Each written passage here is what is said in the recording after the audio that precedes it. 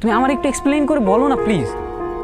গত 6 মাস ধরে লকডাউন, পড়ালেখা সব বন্ধ, বাসা থেকে বারবার বিয়ের প্রেশার দিচ্ছে। আমি বিয়ে করব না দেখে ভাইয়া আমার ফোনটাও নিয়ে গেছে। 2বার ছেলেপক্ষ দেখতে আসছে, আমি রাজি হইনি। আজকে আমি অনেক কষ্ট করে লুকিয়ে তোমার সাথে দেখা করতে আসছি। তুমি কি বলতেছো? বিয়ে হয়ে যাবে মানে? আমার তো মাথা কাজ করতেছে। আমি কি করব? আমার বল, আমি তোমার বাসায় গিয়ে কথা বলবো? তুমি কি কথা বলবা? তুমি এখন স্টুডেন্ট। তাহলে আমি কি করব? আমি তো কিছু বুঝতেছি না। আমার কি করার আছে আর?